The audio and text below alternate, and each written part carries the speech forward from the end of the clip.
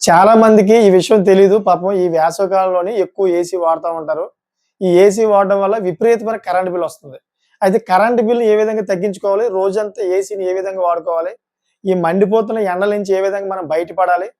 అయ్య బాబోయ్! అనే విధంగా అయితే చాలామంది ఆలోచిస్తా ఉంటారు. వాళ్ళందరి కోసం అయితే కరెంట్ బిల్ రాకుండా ఎలా తగ్గించుకోవాలి? ఏసీని రోజంతా మనం ఎలా వాడుకోవాలి? అనే విషయాలు నేను ఈరోజు చెప్పబోతున్నాను. దయచేసి పూర్తిగా వీడియో చూడండి. అప్పుడు మీకు అర్థమైపోద్ది. క్లారిటీగా అర్థమైపోతుంది. ఏ విధంగా మనం ఏసీని రన్ చేసుకోవచ్చు. కరెంట్ బిల్ ఏ విధంగా తగ్గించుకోవచ్చని. సో, ఇది తెలుసుకునే ముందు ఒక చిన్న విషయం మీకు చెప్పాలనుకున్నాను. నిన్న ఇదే ఏసీ గురించి ఒక వీడియో పెట్టానన్నమాట. దాంట్లో దగ్గరగా 100 మందైతే కామెంట్ చేశారు. 100 మందిలోని ఒక 70 మందైతే నన్ను ఫుల్‌గా ఆడేసుకున్నారన్నమాట. దగ్గరగా ఆ వీడియో ఒక 1,00,000 మంది దాకా చూసినట్టున్నారు. సో, దాంట్లో ఒక 70 మంది నన్ను ఫుల్‌గా ఆడేసుకున్నారన్నమాట. వాళ్ళ డౌట్ క్లారిఫై చేయడం కోసమే మళ్ళీ ఈ చిన్న టాపిక్ చెప్తున్నాను. తర్వాత ఈ వీడియోని కంటిన్యూ చేద్దాం. ఏంటంటే నిన్న చెప్పిన దాంట్లోని ఏసీ కంప్రెసర్ ఏదైతే బయట ఉంటదో అది దానికి ఎండ తగలడం వల్ల ఏసీ కంప్రెసర్ ఎక్కువ హీట్ ఎక్కి మనకి ఏసీ ఏదైతే వస్తుందో అది కూలింగ్ కొంచెం తక్కువ ఇస్తుందని చెప్పేసి అన్నాను. అది 100% నిజమండి అది. కావాలంటే మీరు చూసుకోండి. ఎక్కువగా కంప్రెసర్ నీళ్ళలో పెట్టుకుంటారు చాలామంది. చాలామంది వరండాలో పెట్టుకుంటారు. చాలామంది ఔట్‌డోర్‌లో పెట్టుకుంటారు గానీ ఏదైనా చెట్టు గట్టా నీడ పడడం వల్ల ఉంటది. ఆళ్ళకి ఏసీ కంప్రెసర్ అలా ఉండడం వల్ల కూలింగ్ ఎక్కువ వస్తదన్నమాట ఏసీ నుంచి. సో, ఈ విధంగా నేను చెప్పాను. చెప్తే చాలా మందికి అది అర్థం అవ్వలేదు. అంతే కాకుండా సీలింగ్ ఫ్యాన్ వాడడం వల్ల అంటే చాలామంది 5లో పెట్టేసుకుంటారు ఏకంగాను.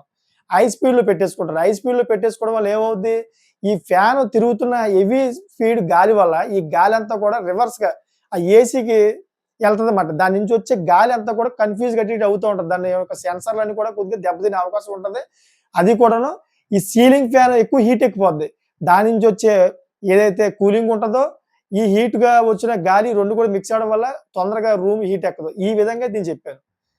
ఫ్యాన్ ఏసుకోవచ్చు. ఏ విధంగా మీరు 2లో పెట్టుకోవాలన్నమాట. అక్కడ ఏసీ ఆన్ చేసిన తర్వాత దాని యొక్క ఎయిర్ ఏదైతే వస్తుందో, దానికి సరిపాటుగా సీలింగ్ ఫ్యాన్ ఎయిర్ కూడా మిక్స్ అవ్వాలి. అప్పుడు రూమ్ అంతా కూడా కూల్ అవుతుంది. రూమే చాలా తొందరగా కూల్ అయిపోతుంది. చక్కగా బావుంటది. నేను ఈ విధంగా చెప్పాను. 2లో పెట్టుకోవాలని చెప్పాను. ఇలా చెప్తే దాని గురించి చాలామంది విపరీతంగా అయితే ఆడేసుకున్నారు. అంతే కాకుండాను ఒక బకెట్ వాటర్ గురించి చెప్పా. అది నాకు అవగాహన లేదంటున్నారు. బకెట్‌తో వాటర్ రూమ్‌లో పెట్టడం వల్ల రూమ్‌లో తేమ ఏర్పడుతుంది. దానివల్ల పెద్దగా ఏమి ప్రయోజనం లేదు. మనకిప్పుడు ఏసీ యేసుకున్న తర్వాత ఆటోమేటిక్‌గా పొడిదేరిపోద్దన్నమాట. తేమంతా ఆరిపోయి పొడిదేరిపోద్ది. మన పెదాలేంటి మొత్తం స్కిన్ అంతా కూడా ఆరిపోతా ఉంటదన్నమాట. సో, దాని గురించి బకెట్‌తో వాటర్ పెడితే మీకు తేమ ఏర్పడుతుంది. తేమ ఏర్పడడం వల్ల మీకు అటువంటి ఫీలింగ్స్ కలవు. అంతే తప్పించి దానివల్ల ఏ ఉపయోగం లేదని చెప్పాను అంతే. అంతకుమించి ఏం కాదు. ఇది కూడా కరెక్ట్‌దే. కానీ చాలా మందిని ఫుల్‌గా ఆడేసుకొని నీకు అవగాహన లేదు. నువ్వెక్కడ చదువుకున్నావు? ఏం చదువుకున్నావు? అని చెప్పేసి విపరీతంగా నన్ను ట్రోల్స్‌గా ఆళ్ళ ఇష్టాసానికైతే నాకు క్వెషన్‌ల మీద క్వెషన్‌లేసారు. సరే ఓకే. ఎందుకంటే వాళ్ళకొచ్చిన డౌట్ చెప్పారు కరెక్టే కాదనట్లేదు. అందుకే ఇప్పుడు నీకు క్లారిఫై చేశాను. సో, ఇప్పుడు ఏసీ యేసుకొని మనం కరెంట్ బిల్‌ని ఏ విధంగా తగ్గించుకోవాలి? సో, ఏంటో అనే విషయాలు మనం వీడియోలో పూర్తిగా తెలుసుకుందాం. ఇప్పుడు కంటిన్యూ చేద్దాం. సో, చాలామంది ఏసీ ఆన్ చేస్తారు.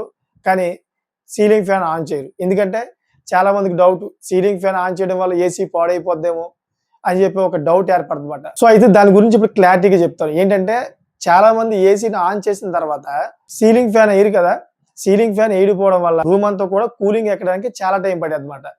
ఎందుకంటే ఏదైతే ఏసీకి స్వింగ్ ఉంటుందో ఈ స్వింగ్‌లోని మొత్తం అంతా కూడా రూమ్ అంతా కూడా ఆ కూలింగ్ చేరేటప్పటికి చాలా టైం పడద్ది. దానివల్ల కరెంట్ బిల్ ఎక్కువొచ్చే అవకాశం ఉంది.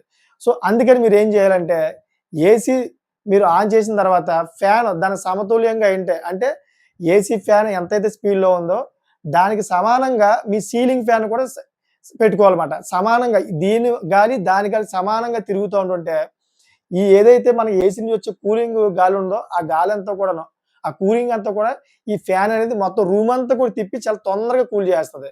దానివల్ల ఏమవుద్దంటే మీకు ఈ ఏసీ నుంచి వచ్చే కరెంట్ బిల్ తగ్గుద్ది. ఏ విధంగా తగ్గుద్దంటే సపోజ్ మనం 24లో పెట్టామనుకోండి. 24లో పెట్టినా గాని చాలా సేపటికి కూల్ అవ్వదు. అప్పుడు చాలా మంది ఏం చేస్తారు 20లో పెడతారు. చాలా తొందరగా కూల్ అవుద్దని.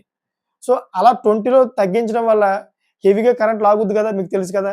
సో, మీరు 24లోనే ఉంచుకొని సీలింగ్ ఫ్యాన్‌ని 2లో పెట్టుకొని ఉంచితే మాత్రం అది తొందరగా మొత్తం రూమ్ అంతా కూడా కూలింగ్ చేసేస్తది. ఈ కూలింగ్ చేసేసిన తర్వాత మీకు ఆటోమేటిక్‌గా మీరు కూల్ అయిపోతారు.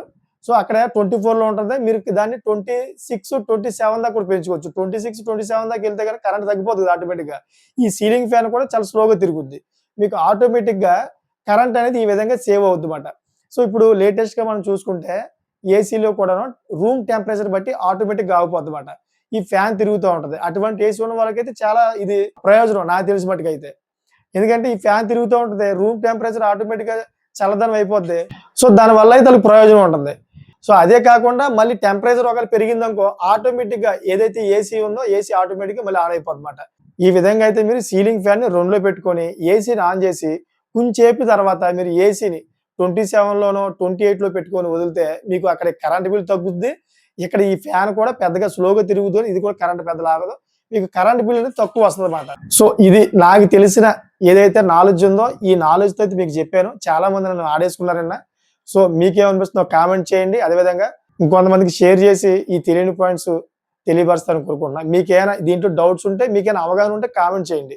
మీ అవగాహన కామెంట్స్ వల్ల చాలా మంది ఏసీ గురించి కూడా తెలుసుకుంటారు. ఇంకే అదేవిధంగా ఇటువంటి లేటెస్ట్ ఇన్ఫర్మేషన్ కోసం నా ఛానెల్ సబ్స్క్రైబ్ చేసుకోండి. Thank for watching friends.